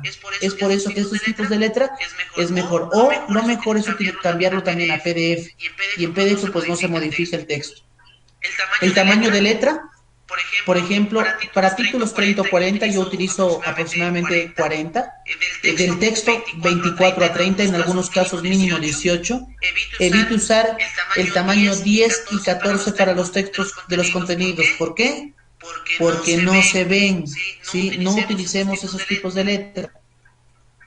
El color, utilice tonos oscuros, negro, gris, azul, si el fondo es claro. Por ejemplo, yo utilizo el azul, el rojo, ¿sí? Si el fondo es claro. Evite los colores muy brillantes como los rojos, solamente cuando vayamos a resaltar algunas frases tenemos esta opción. En este caso, para poner la palabra nota, ahí lo pongo en rojo porque mi finalidad es de resaltar esa información. El fondo de la diapositiva puede utilizar un color blanco, como en mi caso utilizo blanco, o negro, o colores pastel, pero evitar los colores intensos, ¿no? No agregar efectos a la diapositiva. Por lo general no hay que hacerlo. En algún momento, si son las clases muy largas, sí hay que emitir algún efecto para evitar que sea cansado. Pero si tú estás en ciencia, tú tienes de 10 a 15 minutos para exponer tu trabajo de investigación, porque lo que más se va es a la ronda de preguntas. Entonces, ahí las interacciones de los efectos de la diapositiva distraen y ocupan a veces mucho espacio pues en la memoria y en la actividad. Les doy unos ejemplos, miren. ¿Sí? Fondo blanco, letra azul. Fondo verde con blanco, letra azul. Fondo rojo, letra azul, letra roja, fondo blanco. No sé combinar colores. Cuando no sabes combinar colores todavía, lo mejor es utilizar una diapositiva blanca con letra negra. Es lo más simple, lo más didáctico y no distrae, ¿no? Pero imagínate que en un fondo blanco ponga letra amarilla. ¿Se ve o no se ve? ¿Qué me dice? ¿Qué tal se ve esta diapositiva? Duele la vista. No, también. Sí, o sea, todo rojo. Tampoco es cansado la vista. Todo amarillo. Peor. Tampoco. No haga. Pero miren esta presentación. Combino los colores en un fondo con letra negra y con un par de letras, ¿no? Digo, no enseñaré a quien no tenga ganas de aprender y no explicaré nada a quien no se esfuerce en aclarar las cosas por su cuenta. Y si explico un cuarto de la verdad y el alumno, pensando y reflexionando él solo, no deduce los otros 3 cuartos, no pienso seguir instruyendo. Eso aquí lo dijo Confucio. Entonces, a poder organizar para que se vea bonita la frase, con un texto negro, con una combinación de letras, también es muy bueno. Letra 10. ¿Qué pasa con la letra 10? Terrible. Terrible. Por lo tanto, no combinar tampoco demasiados tipos de letra. Por ejemplo, letra muy grande con letra muy pequeña. Porque tampoco eso distrae, no se ve, no se aprecia. Por ejemplo, este es un artículo que había publicado en el Journal of Toxicology, diciendo que lo hice, por ejemplo, ¿no? Fondo blanco, letra clara, no se aprecia, horrible. No sé combinar lo mejor. ¿Sí? Fondo blanco, letra negra o ploma es lo mejor cuando no sabemos combinar diapositivas. Es lo más simple para una presentación de ciencia. ¿Sí? ¿Tienes mayor experiencia? Hazlo con fondo negro. Yo trabajo para presentaciones en algunos auditorios grandes, utilizo fondos negros. Me gusta mucho el fondo negro porque se asemeja a la pared o al fondo negro del auditorio y solamente resalta la letra y no distrae nada. Miren cómo se ve esta pantalla. Es más, si se está en un ambiente oscuro se ve mucho mejor y no distrae. ¿De acuerdo? Yo particularmente utilizo esto dependiendo del ambiente que estoy utilizando. Pero imaginen si pongo un fondo rojo. Horrible. Fondo azul. De la misma manera. Recuerden, tengo una imagen. Si la imagen no me pertenece, la cito. ¿De acuerdo? Acá, por ejemplo, les he puesto una imagen de la vida en la Tierra a través del tiempo y el origen de los dominios celulares. Solamente con esta imagen, donde yo les digo que la Tierra tiene 4 billones de años, es decir, 4.000 millones de años, que la vida se originó hace 3.5 billones de años, hace 3.500 billones de años, y que el hombre recién aparece, miren, como si fuera un reloj de 24 horas, el hombre aparece como si fueran las 11:59 de la noche, según la edad de la Tierra. Y si yo me pongo a hablar de cada uno de los detalles, con esta imagen me podría pasar hablando más de 1 hora, solamente con una imagen. Por eso se les dice que las diapositivas tienen que ser eso, imágenes principalmente, para poder aclarar. Y cuando vaya texto, solamente para aclarar las ideas más resaltantes. Acá tenemos una figura estadística, por ejemplo. Acá tengo otra imagen que utilizo en mis clases. Miren, diapositivas utilizadas por Elsevier en Scopus. Fondo blanco, letra naranja porque es su letra característica bueno, su marca personal de Elsevier siempre utiliza el color naranja. Está con letra Arial, ¿sí? Miren cómo está su otra diapositiva. De acuerdo, es una diapositiva simple con la cantidad de contenido. CASES también utiliza muy buenas diapositivas. Miren, eso es información del CASES, la misión y la visión del CASES. Entonces, ¿qué es lo que no debemos hacer? Por ejemplo, ¿qué problema hay con esta diapositiva? Mucha información, muy pequeña la letra. No se visualiza. Exacto. Muy bien. Imagínate que nosotros tenemos frente a una pantalla, ¿no? Podríamos observarlo un poco mejor, pero si estás dando una ponencia real, o sea, presencial, perdón, una ponencia presencial, ya a más de 10 o 12 metros va a ser bien difícil que lean la letra. Mucho texto. Imagínense esta. Tantas sobreposiciones de figuras. Entonces, recomendación. ¿Sí? Toma inteligencia para condensar y enfocar la información en una presentación clara y sencilla, que será leída y recordada. Ignorancia y arrogancia se demuestran en una diapositiva complicada, difícil de leer y con mucha información, ¿no? ¿Quién lo dijo? Mary Helen Briscoe. Sí, esta información, como digo, hacerlo de manera clara y sencilla es más complicado que presentar diapositivas complicadas. Lo complicado y realmente complicado es que lo complicado se haga ver sencillo, y es nuestro trabajo como docentes e investigadores, saber presentar la información para que sea entendible. Y otra cosa importante es que sabías que los colores impactan la percepción y las emociones de la audiencia. El color de las letras y los fondos y las ilustraciones afectan cómo su audiencia percibe la información. ¿De acuerdo? Y recuerden mantener un estilo en lo que hace, que es lo que lo identifica. Por ejemplo, si ustedes han visto siempre mis diapositivas, utilizo la franja azul arriba, principalmente en mis diapositivas, porque ese es un toque personal. Siempre cuando vean eso, posiblemente me identifiquen que son mis diapositivas. Entonces, cada uno puede buscar su toque personal, sus colores, sus estilos, y mantengan el estilo para que siempre lo puedan reconocer por eso. Entonces, esa era la pequeña referencia que les quería dar para no pasarme del tiempo también, porque ya es las 9 de la noche y también ya nos hemos pasado del tiempo. ¿No sé si tienen algún comentario de repente al respecto?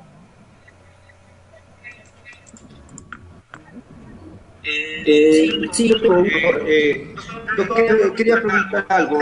¿Hay la posibilidad de que una clase que está dando un docente por vía internet, sea en Teams, en Zoom, pueda ser ocupado como cita referencial en APA para los trabajos de confección de artículos científicos de una persona? Por ejemplo, esta conferencia de usted, yo quiero citarle a usted que me dio una conferencia el día miércoles mediante esta plataforma.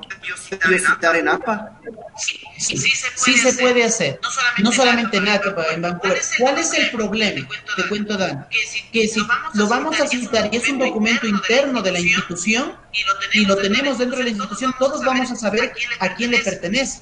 Pero como esta es una clase privada, te comento, esta es una clase privada, ¿de acuerdo? Tenemos que tener permiso de ambos lados para poder publicar la información, entonces hay que tener detalle. Lo mismo sucede con documentos institucionales, le pertenecen a la institución.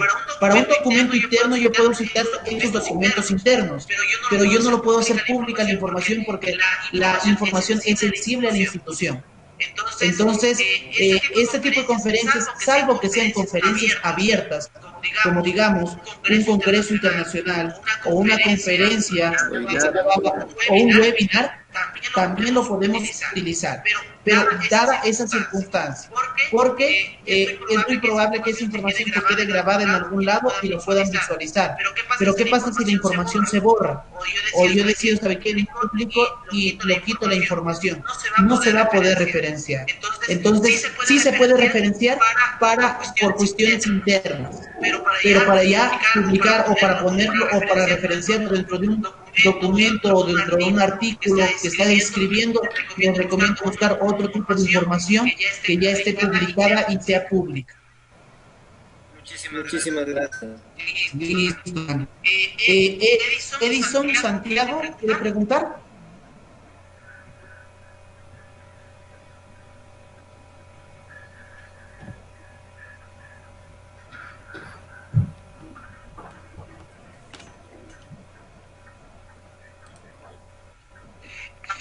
Por ejemplo, Manuel Lema me dice si pueden utilizar mis videos.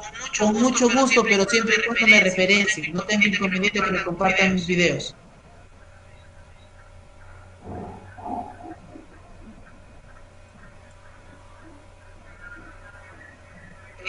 ¿Alguien más de repente, alguien que quiera preguntar?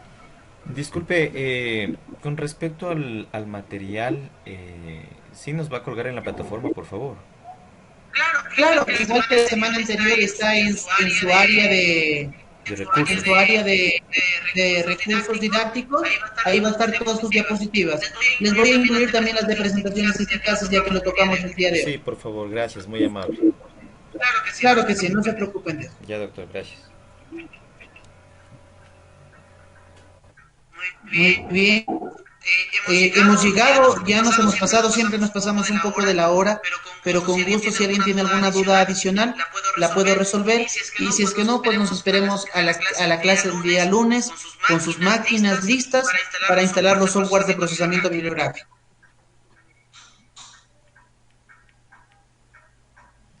Disculpe, una consulta adicional. ¿Sí? Con respecto a lo del programa, señalaba usted que sí es posible en Microsoft Word 2013, ¿verdad?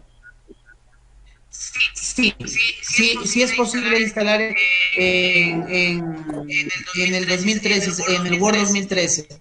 Particularmente les recomiendo, como les digo, actualizar las últimas versiones. Si tienen Office 365, mucho mejor. Y si es que ahí les mandé por mensaje de chat, les mandé la página de Mendeley para el que quiere ir adaptándose, pero igual lo vamos a hacer desde un inicio todos en conjunto el día lunes. Yo les recomiendo actualicen sus versiones. Si es que en caso ya no pudieran, manténganlas, pero yo les recomiendo actualizar siempre sus softwares, el sistema operativo de sus máquinas, porque muchas de las versiones son compatibles con las últimas actualizaciones también. Es igual que un celular, ¿no? Si a veces no se tiene la última del WhatsApp, por ejemplo. Ahorita se puede hacer llamadas entre 8 personas, pero si una de las personas tiene la versión antigua del WhatsApp, solamente puede hacer llamada entre 4 personas. Algo así sucede con la tecnología. Yo les recomiendo actualizar. Si es que no fuera posible, bueno, lo intentaremos trabajar. Pero si estuviera error en la instalación, es por la actualización. Ya, pero con respecto a la compatibilidad, no habría inconveniente. Hasta donde tengo entendido y en lo que hemos instalado en los cursos anteriores, no hemos tenido inconveniente con la versión 2013. ¿Con cuál tuvimos inconveniente? Fue con la versión 2010. Con esa sí se tuvo bastante inconveniente. Ok, muy amable, muy gentil. A ver, Edison Santiago me pregunta, ¿cuál es la diferencia en publicar un artículo en una revista o publicar en un libro de memorias? Bueno, a ver, Edison, son dos cosas muy distintas. Recuerda que publicar un artículo en una revista, en un journal, es una revista arbitrada, hecho por un sistema editorial, donde pares académicos evalúan de ser digno de ser publicado tu artículo científico. Publicar en un libro de memorias a veces solamente es de las ponencias que dan en un congreso científico o en un congreso internacional. Se da una ponencia, un póster, y de acuerdo a ese resumen de ese póster te pueden publicar en el libro de memorias. Entonces esa es la diferencia. Ese libro de memorias también puede estar indexado, puede tener su ISBN como libro, puede estar publicado como libro de memorias, pero no tiene ISSN de revista, pero no está como artículo científico, sino sería como una ponencia o como un aporte, de acuerdo, de una conferencia. Esa es la diferencia, eso. Muy bien. Si hay alguna pregunta final de repente antes de que cerremos la clase.